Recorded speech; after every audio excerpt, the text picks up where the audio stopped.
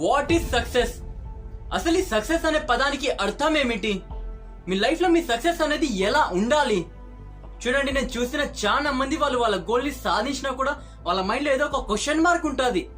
అరే, నేను నా గోల్ ని సాధించేస్తున్నా కదా, అయినా కూడా నా మైండ్ లో ఎందుకు ఏదో ఒక ఇన్కంప్లీట్ ఫీలింగ్ ఉందని చెప్పి అనిపిస్తుంటది వాళ్ళకి. చూడండి, మీరు మీ గోల్ ని సాధించి డాక్టర్ అయినా, ఇంజనీర్ అయినా, లేదా కలెక్టర్ అయినా కూడా మీరు మీ లైఫ్ లో ఒక పార్ట్ లో సక్సెస్ అయినట్టు అంతే. కానీ మీరు టోటల్ లైఫ్ లో సక్సెస్ అయినారా అవ్వలేదా అనేది మీరు మీ గోల్ ని సాధించిన తర్వాత మీ లైఫ్ ని ఎలా జీవిస్తారో అది డిసైడ్ చేస్తుంది. మీకు తెలుసా, ఎన్నో కంట్రీస్ మీద విజయం పొందిన ద గ్రేట్ అలెగ్జాండర్, అతనికి చావు వచ్చినప్పుడు అతను హ్యాపీగా చనిపోలేదు. నేను ఒక సక్సెస్ఫుల్ పర్సన్ లాగా చనిపోతున్నా అని ఒక తృప్తితో చనిపోలేదు. అతనికి చావు వచ్చినప్పుడు అతను ఏం ఆలోచిస్తుంటాడు తెలుసా? నేను నా లైఫ్ లో యుద్ధాలు చేసేటప్పుడు ఎంతో మంది ప్రాణాలు తీసి సాధించిన సంపాదనల నుంచి ఒక్క రూపాయి కూడా తీసుకుని పోవట్లేదే అని చెప్పి బాధపడినాడు. అతని ప్రపంచానికి తెలియజేయడానికి ఏమన్నాడో తెలుసా? నా శవాన్ని శ్మశానానికి తీసుకుని పోయేటప్పుడు నా కాఫీలో నుంచి నా 2 చేతుల్ని బయట వదిలేండి అని చెప్పి అన్నాడు. నేను ఇంత సంపాదించినా కూడా అందులో నేను ఒక్క రూపాయి కూడా తీసుకొని పోవట్లేదు.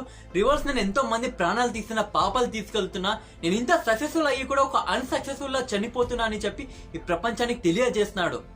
చూడండి, మనిషికి చావు వచ్చినప్పుడు అతని లైఫ్ లో ఏమేం చేసింటాడో అవన్నీ గుర్తొస్తుంటాయి. అవి మంచివైనా లేదా చెడ్డవైనా అవన్నీ అతని కళ్ళల్లో కనిపిస్తుంటాయి. అలానే మాకు కూడా మన లైఫ్ లో మనం ఏమేం చేసింటామో అవన్నీ మన చావు వచ్చినప్పుడు మనకు గుర్తొస్తుంటాయి. నేను ఈ భూమి మీద వచ్చి వెళ్ళిపోతున్నా, నేను నా లైఫ్ లో సక్సెస్ అయ్యానా అవ్వలేదా? నేను పుట్టినప్పటి నుంచి ఇప్పటి వరకు ఎంత మంది మనుషుల్ని చంపినా. చూడండి, మనిషిని చంపినా లేదా వాళ్ళ మనసుని చంపినా రెండు ఒకటే. ఒక మనిషిని బాధ పెట్టి వాళ్ళ మనసుని చంపుతున్నామంటే వాళ్ళ ప్రాణాలు తీసేసినట్టే. సో అలా నేను పుట్టినప్పటి నుంచి ఇప్పటి వరకు నేను ఎంతమంది మనుషుల్ని చంపినా, నేను నన్ను పుట్టించిన అమ్మ నాన్న మనుషుల్ని ఎన్నిసార్లు చంపినా, నేను సంపాదించిన సంపాదన నుంచి ఒక్క నీడుండే వాళ్ళకైనా నేను హెల్ప్ చేసి ఒక్క పుణ్యానైనా నేను పొందినానా? ఆ ఒక్క పుణ్యం ద్వారా నేను ఈ రోజు సుఖంగా చనిపోయేలా అని ఎన్నో ఆలోచనలు వస్తుంటాయి. ఆ మూమెంట్ లో మీ మనసుకి మీరు సక్సెస్ఫుల్ అనిపిస్తే మీరు నిజంగా సక్సెస్ అయినట్టే. ఫర్ ఎగ్జాంపుల్, మీరు డాక్టర్ అవ్వాలని గోల్ పెట్టుకుంటే, నేను డాక్టర్ అయ్యి నేను డబ్బు సంపాదించాలని గోల్ పెట్టుకోకండి. నేను డాక్టర్ అయ్యి జనాలకి సేవ చేయాలని గోల్ పెట్టుకోండి. నేను డాక్టర్ అయ్యి బీదోళ్ళకి కొన్ని ఫ్రీ ట్రీట్మెంట్స్ ఇవ్వాలని గోల్ పెట్టుకోండి. మీరు ఎప్పుడైతే మంచి చేయడానికి ఏదైనా సాధించాలనుకుంటారో అప్పుడు మీరు ఆ ఫీల్డ్ లో ఎక్సలెన్స్ ని పొందుతారు. ఆ గోల్ మీకు ఖచ్చితంగా దొరుకుతుంది. మీరు జనాలకి మంచి చేయాలనే ఆలోచన మీ మైండ్ లో ఎలాంటి థాట్స్ తెస్తా తెలుసా? అరే, నేను ఒక మంచి డాక్టర్ అవ్వాలంటే నేను ప్రతి టాపిక్ బాగా చదవాలి, మంచిగా ప్రిపేర్ అవ్వాలి, ఒక బెస్ట్ డాక్టర్ అవ్వాలి, నేను దాంట్లో వీక్ గా ఉండకూడదు, లేదంటే ఎన్నో పేషెంట్స్ కి నా వల్ల నష్టం జరుగుతుందని చెప్పి మీ మైండ్ బాగా చదువుతుంది. సో మీకు మీ గోల్ ఎట్లయినా దొరుకుతుంది. అదే మీరు మనీ కోసం డాక్టర్ అవ్వాలనుకుంటే కొద్ది రోజుల తర్వాత డాక్టర్ అవ్వాలనే మోటివేషన్ మీ మైండ్ లో నుంచి వెళ్ళిపోతుంది. మనీనే కదా కావాల్సి ఉండేది, అది ఒక బిజినెస్ స్టార్ట్ చేసైనా కూడా సంపాదించొచ్చులే అని చెప్పి మీ మైండ్ రెస్ట్ లోకి వెళ్ళిపోతుంది. సో మీరు డాక్టర్ అవ్వాలన్నా, ఇంజనీర్ అవ్వాలన్నా, కలెక్టర్ అవ్వాలన్నా కూడా అది జనాల కోసం అవ్వండి. మనీ మీ దగ్గర ఆటోమేటిక్ గా వస్తుంది. మీరు మనీ వెంట పరిగెత్తితే అది మీకు ఎప్పటికీ దొరకదు. అదే మీరు మనీని వదిలేసి పరిగెత్తితే అది మీ వెంట పరిగెత్తుతుంది. సో మన మెయిన్ టాపిక్ సక్సెస్ అనేది మీరు మీ లైఫ్ లో ఎలా జీవిస్తారో దాని మీద డిపెండ్ అయి ఉంటుంది.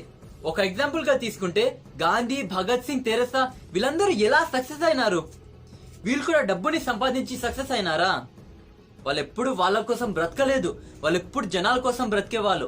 వాళ్ళు ఎప్పుడు మన దేశం కోసం జీవించేవాళ్ళు. అందుకే వాళ్ళ పేరుని మనం ఈ రోజుకి కూడా గుర్తు పెట్టుకున్నాం.